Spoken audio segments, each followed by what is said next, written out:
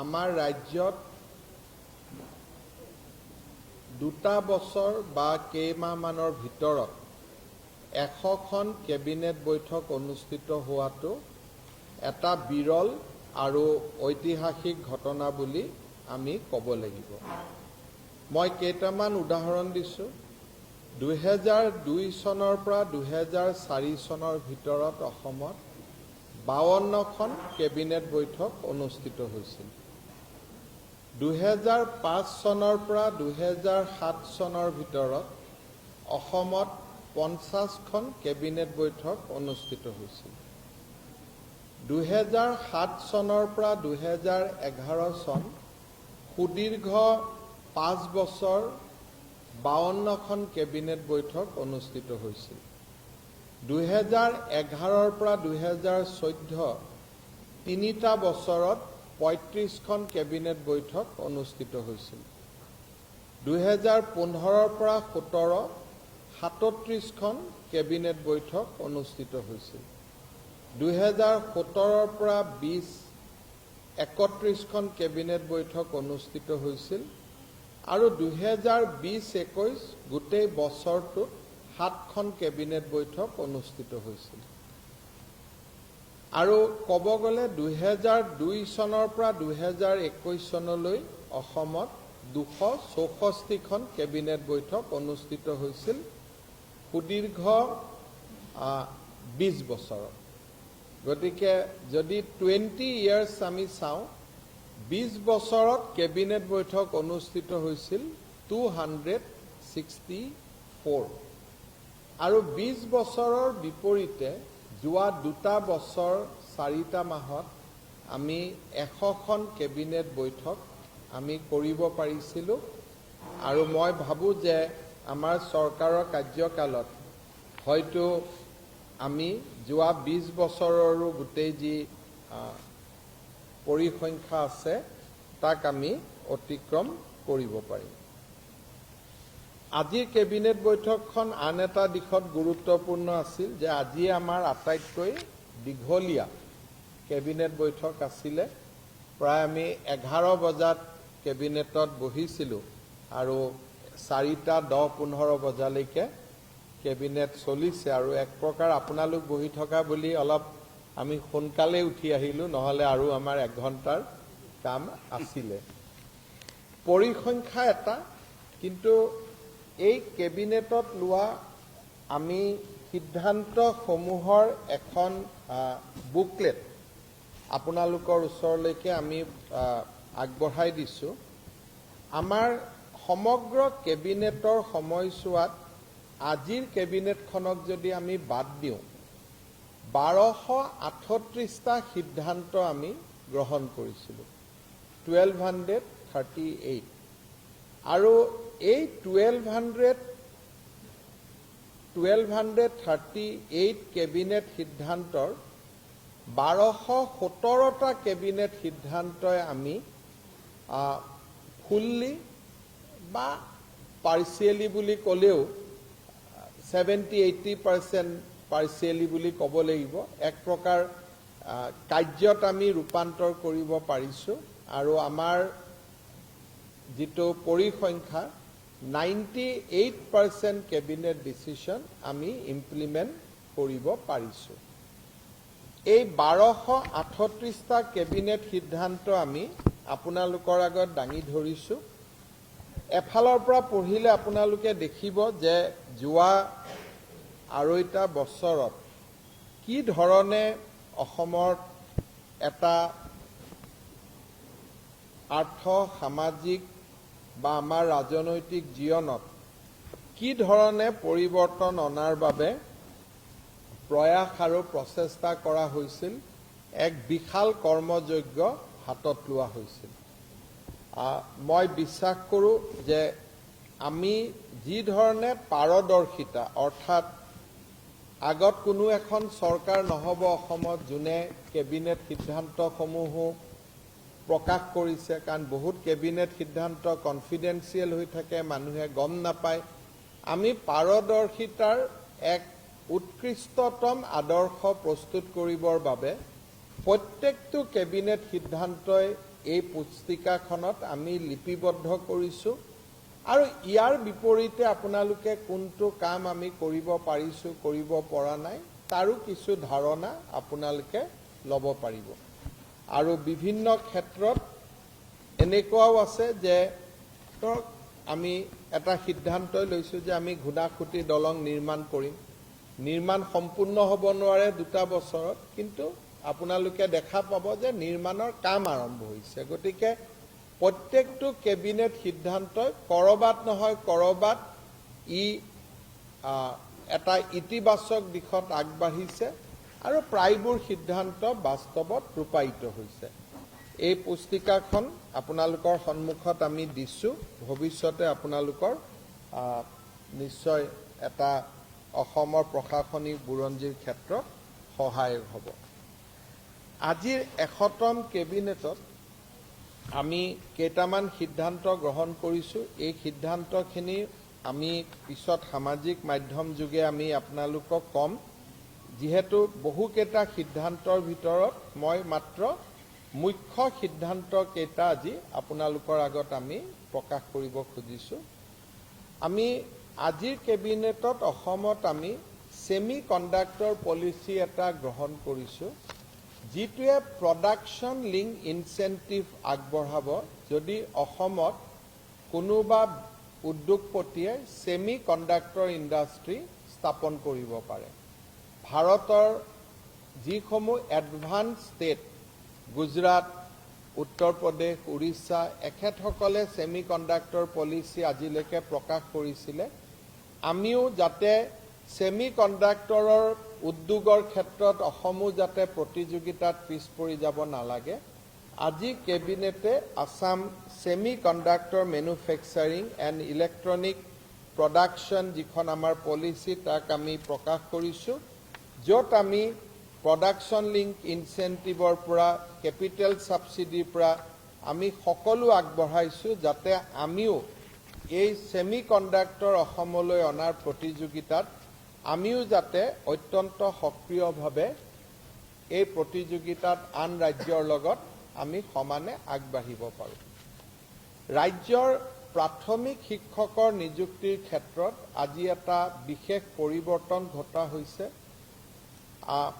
ইমান দিনে আমি বিএড শিক্ষাগত অৰ্হতা আৰু টেটৰ মাৰ্কছ তিনিটাক আমি সমানে গুৰুত্ব দিছিলোঁ কিন্তু শিক্ষাগত অৰ্হতা বিভিন্ন অপেন স্কুল আদিত গৈ বেটাৰমেন আদি দি ল'ৰা ছোৱালীয়ে বঢ়াই আনে বা অসমৰ বাহিৰত গৈ বিএড কৰে য'ত নেকি বহুত নম্বৰ লৈ আহে সেইকাৰণে আজি আমি প্ৰাথমিক শিক্ষক শিক্ষয়িত্ৰী নিযুক্তিৰ ক্ষেত্ৰত শিক্ষাগত অৰ্হতা আৰু বিএডৰ মাৰ্কছৰ যিটো ভেলু তাক আমি 5 আৰু 10% সীমাবদ্ধ কৰি 85% ভেলু আমি টেটৰ মাৰ্কশ্বিটৰ ওপৰত আমি দিব খুজিছোঁ যিয়ে অসমত টেট উত্তীৰ্ণ হৈ থকা আৰু আৰ্থিক দুৰৱস্থাৰ বাবে বাহিৰত গৈ পঢ়ি নম্বৰ লৈ আহিব পৰা নাই তেনেকুৱা ছাত্ৰ ছাত্ৰীসকলক সহায় কৰিব আৰু টেটত লাভ কৰা মাৰ্কছে মুখ্যতঃ এতিয়া প্ৰাথমিক শিক্ষাৰ বাবে প্ৰয়োজনীয় মাৰ্কছ হৈ পৰিব যদিও হায়াৰ ছেকেণ্ডাৰী ডিগ্ৰীৰ এটা মাৰ্কছ এই ক্ষেত্ৰত আহিব কিন্তু মুখ্যতঃ টেটৰ মাৰ্কশ্বিটখনে শিক্ষক নিযুক্তিৰ মুখ্য বিষয়বস্তু হৈ পৰিব আজি আমি গুৱাহাটীত চিচিটিভি যাতে সংযোজিত হয় তাৰ বাবেও কেবিনেটে 230 কোটি টকা অনুমোদন কৰিছে আৰু মই ভাবো যে এই বিত্তীয় বৰ্ষতে গুৱাহাটীৰ চিচিটিভি বাস্তৱত আমি দেখা পাম আমি এটা নতুন এটা ইনিচিয়েটিভ লৈছোঁ যাৰ নাম হ'ল মোদী স্বচ্ছ জিলা পুৰস্কাৰ মোষ্ট আউটষ্টেণ্ডিং ডিষ্ট্ৰিক্ট ইনিচিয়েটিভ স্বচ্ছ জিলা পুৰস্কাৰ চমুকৈ মোদী স্বচ্ছ জিলা পুৰস্কাৰ ইয়াত বহুতবোৰ ক্ৰাইটেৰিয়া ঠিক কৰা হৈছে যিখন জিলাই স্বচ্ছতাৰ ক্ষেত্ৰত আটাইতকৈ উৎকৃষ্টতম উদাহৰণ পাব উদাহৰণ দেখুৱাব তেওঁ সেই জিলাখনেই মোদী স্বচ্ছ জিলা পুৰস্কাৰ পাব আৰু তাত আমি 100 কোটি টকাৰ পুৰস্কাৰ আমি ধাৰ্য কৰিছোঁ। অসমত ক্ৰীড়া মহাসংগ্ৰামৰ মহাৰণৰ সমান্তৰালভাৱে আমি আমি সংগীত মহাৰণ পতাৰ যিটো সিদ্ধান্ত আছিল তাৰো ৰূপৰেখা আজি কেবিনেটে অনুমোদন জনাইছে। আজি আমাৰ 100তম কেবিনেট বৈঠক। অসমত চৰকাৰ চলে ৰুলছ অফ এক্সিকিউটিভ বিজনেছৰ ওপৰত আৰু এই ৰুলছ অফ এক্সিকিউটিভ বিজনেছখন ব্ৰিটিছে বনাই থোৱা দিনৰ পৰা পৰিৱৰ্তন হোৱা নাছিল। মুখ্যতঃ সৰু সুৰা পৰিৱৰ্তন হৈছিল। So from today, Assam will have a new rules of executive business. অৰ্থাৎ মন্ত্ৰীৰ দায়িত্ব কি, মুখ্যমন্ত্ৰীৰ দায়িত্ব কি, মুখ্য সচিবৰ দায়িত্ব কি, এতিয়া এইবিলাক সম্পূৰ্ণ লিপিবদ্ধ হ'ব আৰু ৰাজ্যৰ প্ৰশাসনিক সংস্কাৰত ই এক বিশেষ গুৰুত্বপূৰ্ণ ভূমিকা গ্ৰহণ কৰিব। আমি যি নেশ্যনেল উইডো পেঞ্চন স্কিমত যিসকল বিধৱা মহিলাই বৃদ্ধ পেঞ্চন 300 টকা পাই আছিলে তেওঁলোকৰো বৃদ্ধ পেঞ্চন আমি আৰু 950 টকাকৈ বঢ়াই দিছোঁ যাতে তেওঁলোকে অৰুণোদয়ৰ সমান বৃদ্ধ পেঞ্চন পাব পাৰে। আগতে বিধৱা পেঞ্চন 300 টকা পাইছিল।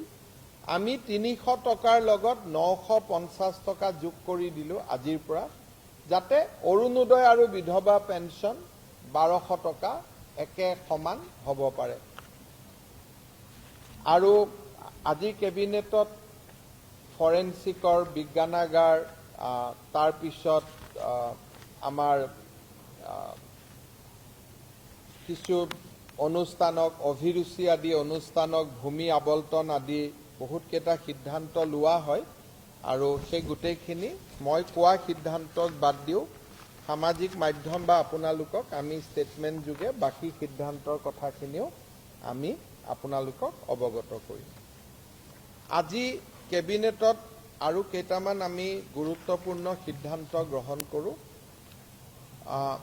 যোৱা বছৰ 31 ডিচেম্বৰৰ দিনা আমি অসমত 4খন জিলা বিলুপ্তি কৰিছিলোঁ আৰু সিদিনাখনে মই অসমৰ ৰাইজক প্ৰতিশ্ৰুতি দিছিলোঁ যে নিৰ্ধাৰিত সময়ত আৰু শুদ্ধ সময়ত আমি এই জিলাকেইখনৰ পুনৰ নিৰ্মাণ কৰিম।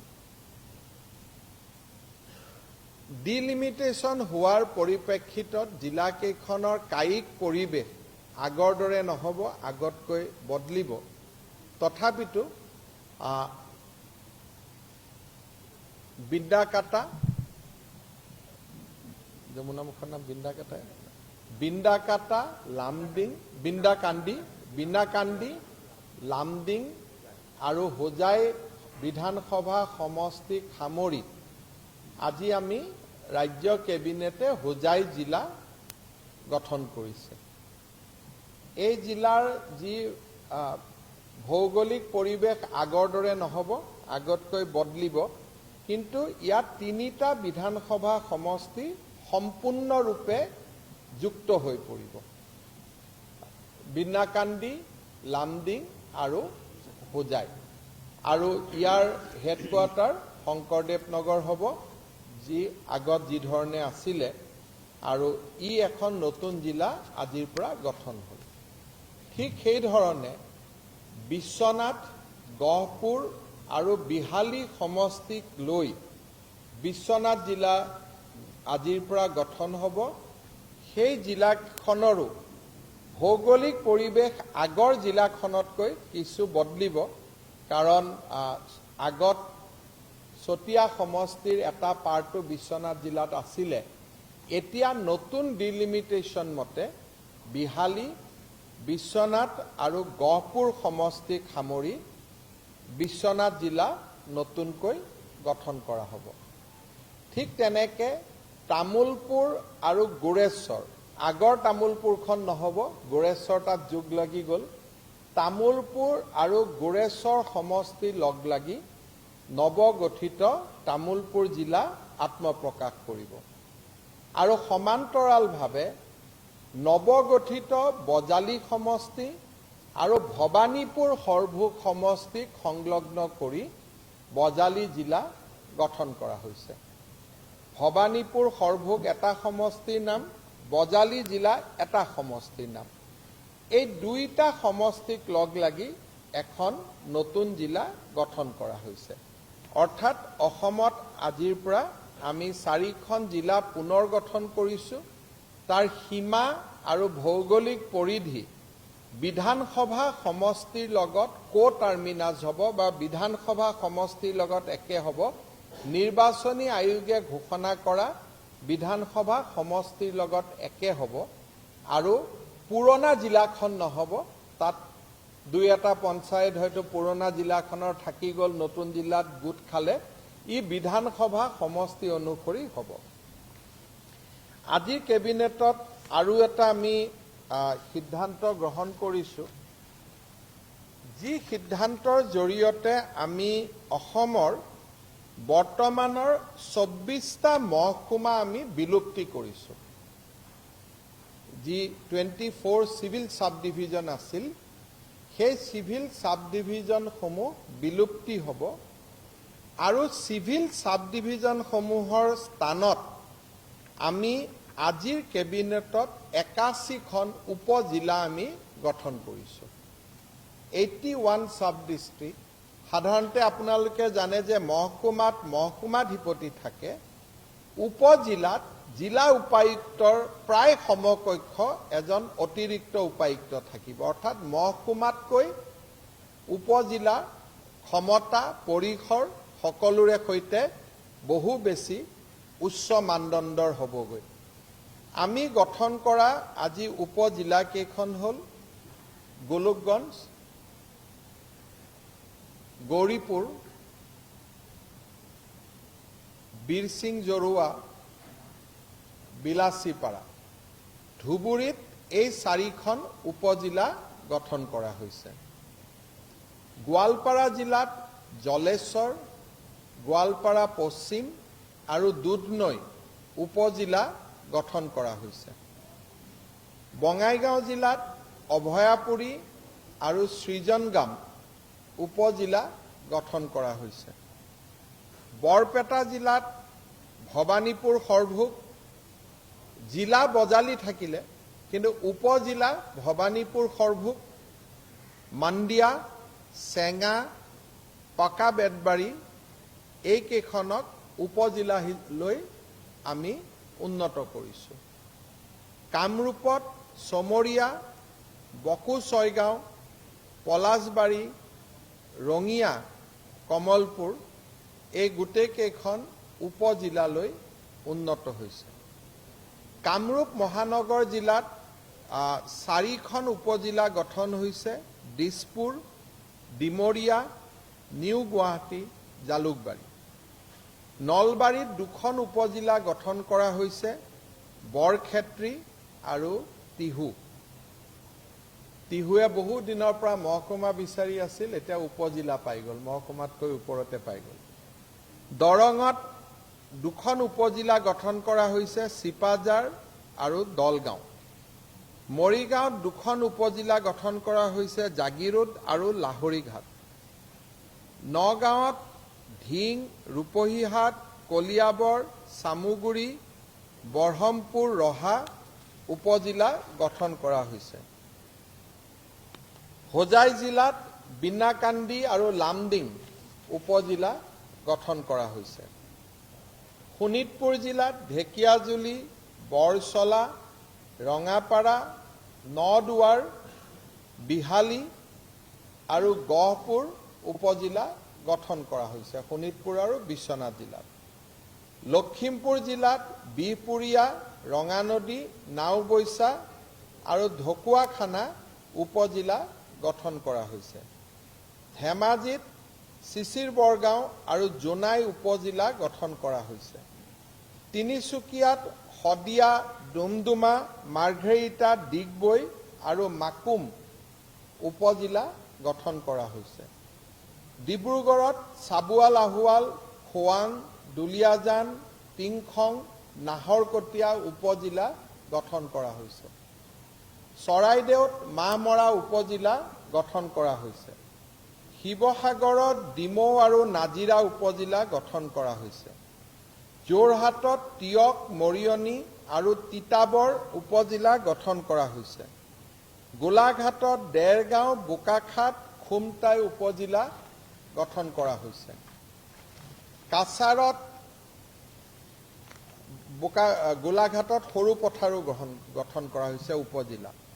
কাছাৰত লক্ষীপুৰ, উদাৰবন, কাটিগুড়া, বৰখলা, সোনাই আৰু ধলাই উপজিলা গঠন কৰা হৈছে। হাইলাকান্দিত আলগাপুৰ, কাটলিচাৰা উপজিলা গঠন কৰা হৈছে। কৰিমগঞ্জত কৰিমগঞ্জ সাউথ, পাথাৰকান্দি আৰু ৰামকৃষ্ণনগৰ উপজিলা গঠন কৰা হৈছে। কেবিনেটে কেইখনমান সদৰ উপজিলা গঠন কৰিছে। এইখিনি হ'ল উপজিলা। সদৰ উপজিলা যি জিলা উপায়ুক্তৰ প্ৰত্যক্ষ তত্ত্বাৱধানত থাকিব। সদৰ উপজিলাসমূহ হ'ব ধুবুৰী, সাউথ চালমাৰা, পূব Goalpara, Bongaigaon, Barpeta, Hajo Sualkuchi, Bajali, Guwahati central, Nalbari, Mangaldoi, Morigaon, Nagaon Batadrava, Tezpur, Biswanath, Lakhimpur, Dhemaji, Tinsukia, Dibrugarh, Sonari, Sivasagar, Jorhat, Golaghat, Silchar, Hailakandi, Karimganj north. 6 schedule জিলাত আমি উপজিলাসমূহ 6 শিডিউল জিলাৰ আমাৰ প্ৰতিনিধিসকলৰ সৈতে আলোচনা কৰি আমি পৰৱৰ্তী পৰ্যায়ত গঠন কৰিম। এই উপজিলাসমূহত একোজন অতিৰিক্ত উপায়ুক্ত থাকিব, একোজন মহকুমাধিপতি থাকিব যি অতিৰিক্ত উপায়ুক্তৰ তলত কাম কৰিব, আৰু সাৰ্কেল অফিচাৰ, বিডিঅ' আদি সকলো থাকিব। এটা সম্পূৰ্ণ স্বয়ংক্ৰিয় প্ৰশাসনীয় ব্যৱস্থা হ'ব। এই গোটেইকেইখন উপজিলা 1 জানুৱাৰীৰ পৰা কাৰ্যকৰী কৰা হ'ব সম্পূৰ্ণভাৱে। কিন্তু তাৰ অধিসূচনা অহা কালি পৰহিয়ে ওলাব, কাৰণ অধিসূচনা নোহোৱালৈকে আমি পোষ্ট আদি ক্ৰিয়েট কৰিব নোৱাৰোঁ। কিন্তু জানুৱাৰী মাহত গোটেইকেইখন উপজিলা আমি সম্পূৰ্ণভাৱে কামলৈ সম্পূৰ্ণ আমি ক্ৰিয়ান্বিত কৰাৰ বাবে চেষ্টা কৰিম। এই উপজিলাসমূহত PWDৰ অফিচো থাকিব, ইৰিগেশ্যনৰ অফিচো থাকিব, এডুকেশ্যন ডিপাৰ্টমেণ্টৰো অফিচ থাকিব, হেল্থ ডিপাৰ্টমেণ্টৰো অফিচ থাকিব, ছ'চিয়েল ৱেলফেয়াৰৰ অফিচ থাকিব, ফিচাৰীৰ অফিচো থাকিব, ভেটেনাৰী অফিচো থাকিব, এগ্ৰিকালচাৰ অফিচো থাকিব, জলসিঞ্চনো থাকিব, PHC ডিপাৰ্টমেণ্টত থাকিব। অৰ্থাৎ অসমৰ যিখিনি ছেক্ৰেটেৰিয়েটৰ পৰা চলা জিলা, যেনে প্ৰিণ্টিং ষ্টেচনাৰী, DIPR, এইখিনিক বাদ দি বাকী জনসংযোগ থকা প্ৰতিটো বিভাগৰে উপজিলা কাৰ্যালয় 1 জানুৱাৰীৰ পৰা আমি কাৰ্যত আনাৰ বাবে প্ৰচেষ্টা কৰিম। অসমত এতিয়া চাৰ্কেল থাকিব, চাৰ্কেলৰ পৰা পোনে পোনে উপজিলা হ'ব, উপজিলাৰ পৰা পোনে পোনে জিলা হ'ব। মহকুমা ব্যৱস্থাটোকে আমি উপজিলালৈ উন্নত কৰিছোঁ। তাৰ ফলত এক প্ৰকাৰ পুৰণা ভাষাত ক'ব গ'লে 81টা মহকুমা হ'ব, আৰু নতুন ভাষাত ক'ব গ'লে 81টা উপজিলা হ'ব। গতিকে আজিৰ কেবিনেটত এই ধৰণৰ 100তম কেবিনেটত আমি সিদ্ধান্তসমূহ গ্ৰহণ কৰোঁ। আপোনালোকৰ যদি কিবা প্ৰশ্ন আছে আপোনালোকে সুধিব পাৰে। যি জিলাত আটাইতকৈ বেছি বিধানসভা সমষ্টি, প্ৰত্যেকটো বিধানসভা সমষ্টিকে একোটা উপজিলাত দিয়া হৈছে। গতিকে মোৰ যিমান দূৰ মনত পৰিব, কামৰূপ আৰু ডিব্ৰুগড়তে আটাইতকৈ সমষ্টি বেছি হ'ব। কাছাৰ, নগাঁও আটাইতকৈ উপজিলা, নগাঁওখন ভাঙি গ'ল নহয়। মই ভাবোঁ যে কাছাৰ, কামৰূপ, ডিব্ৰুগড় আৰু নগাঁৱত আটাইতকৈ উপজিলা বেছি থাকিব। সদৰ উপজিলাসমূহৰ জিলাধিপতি, জিলা উপায়ুক্তগৰাকী নিজেই থাকিব, আৰু যেনেকৈ আজিৰ দিনত আমি সদৰ চাব ডিভিজন বুলি কওঁ, গতিকে তাৰ কামখিনি ডিচিয়ে প্ৰত্যক্ষভাৱে চাব। 81খন সদৰ যিমানখন আমাৰ ডিষ্ট্ৰিক্ট হ'ল 34 ডিষ্ট্ৰিক্ট হ'ল খালি আমি 6 শিডিউলখিনি টাচ কৰা নাই It will all the administrative powers of the deputy commissioner will be largely delegated to the ADC. So now DC will have a plenary power to transfer all officers within the district. They will have a power over the line department like PWD, irrigation, taxation, but day-to-day work like land correction, magistracy, all these will be delegated to the sub-district. So DC will look after the macro picture and in sub-district, micro picture will be taken care of.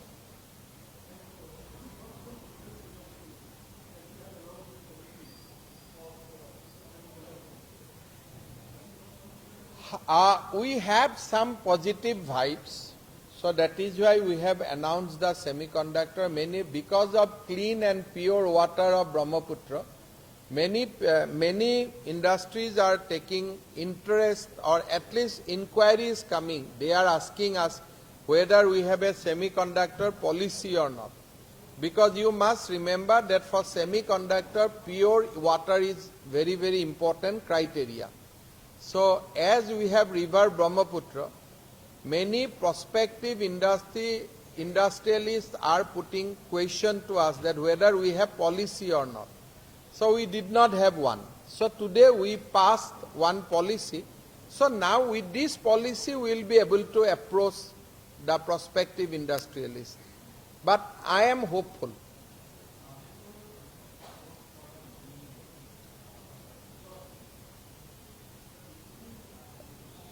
This is called Modi Jila Shashya Puraskar, most outstanding district initiative on Shashyata. There are a whole lot of criteria, right from cleanliness, legacy waste disposal,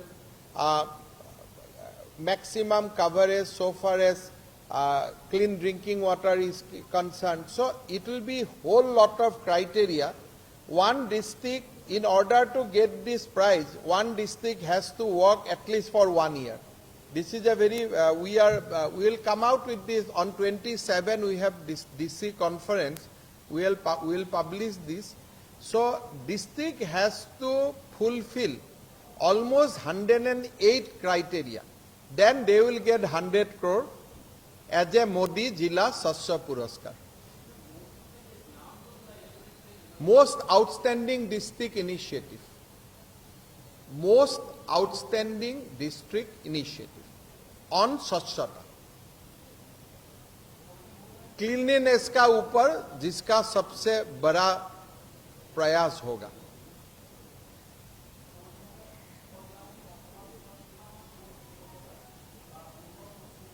আমাৰ পোষ্টৰ প্ৰয়োজন নহব কাৰণ মহকুমাবিলাক আছে আমাৰ অলপ promotion হ'ব মানুহৰ ধৰক মেজিষ্ট্ৰেট বিলাকৰ প্ৰমোশন সোনকালে হ'ব এডিসি হ'ব যিখিনি অলপ ডিভিজন বনাব লাগিব সাৰ্কেল বিলাক আমাৰ আছেই গতিকে বহুত বেছি পোষ্টৰ প্ৰয়োজন নহব কাৰণ আমি 22000 পোষ্ট আৰু এপ্লিকেশন অহা মাহত আমি দিমেই গতিকে কৰ্মচাৰী এতিয়াটো অভাৱ নাই আমাৰটো মানুহ চকী পাৰি বহিবৰ কাৰণে জাগা নাই তে অফিস বিলাকত এতিয়া আমাৰ বহুত বিলাক অফিসত ইমান চাকৰি হৈ গল লৰা ছোৱালী বহা জাগা নাই আমি 22000 নতুন পোষ্টৰ এডভাৰটাইজ কৰি আছো 22000 পোষ্ট আমি অহা মাহত এডভাৰটাইজ কৰিম তাৰ পিছতো যদি কিবা লাগে প্ৰত্যেক মই আগতে কৈয়ে থৈছো যে প্ৰত্যেক বছৰত 20-30,000 পোষ্ট আমি চাকৰি দি থাকিম বুলি অলৰেডি মই ঘোষণা কৰি থোৱাই আছে কিছুমান নতুন ডিভিজন খুলিব লাগিব তাতে পোষ্ট লাগিব কিছুমান সাৰ্কেল খুলিব লাগিব পোষ্ট লাগিব আগতে এসিএছত 400 লৰা সোমাইছিল এতিয়া 800 লৰা সোমাব লাগিব কাৰণ লৰাৰ প্ৰয়োজন বেছি হ'ব গতিকে মেন পাৱাৰ বাঢ়িব কিন্তু হিমান হিচাপলৈকে আমি যোৱা নাই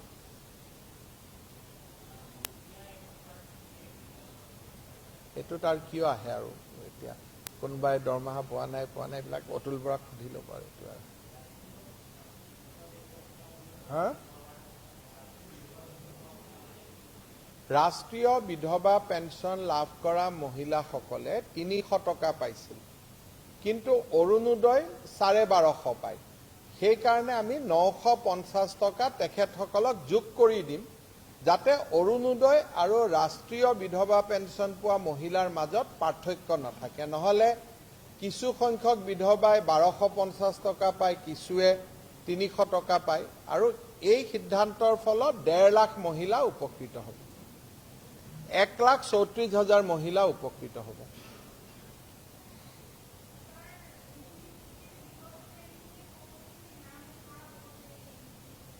গোটেইটো নতুনে হ'ব। আমিতো CCTV লগোৱাই নাছিলো, এতিয়া লগামহে। আগত বিকল বা চলি থকা এইবিলাক নিজে মানুহে লগোৱাহে, এইটো পাব্লিকে লগোৱা, আমিতো লগোৱাই নাই আজিলৈকে।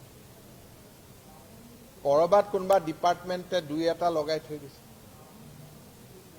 We are planning almost 2,600 CCTV which will allow you face reading and which will be based on AI and it will be on a technology platform.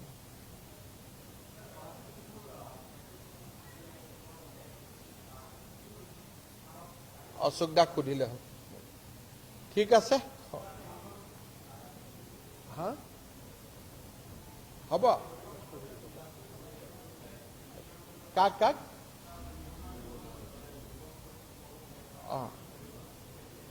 সেইটো পাব, সময়ত পাব চবে, কিন্তু টকা দিয়াৰ কথা নাই, উদ্যোগ স্থাপন কৰাৰ কথাহে আছে। টকাটো গুৰুত্ব হৈ গ'লে দিগদাৰ হ'ব, উদ্যোগটোত গুৰুত্ব দিব লাগিব। We are Dhemaji blast was inquired long back, and I have asked DGP to study the verdict of Guwahati High Court. If we feel, then if we get legal advice, then we will appeal before Supreme Court. But let us see how the honorable judges has come to that conclusion, because we have the copy of judgment was not available till yesterday.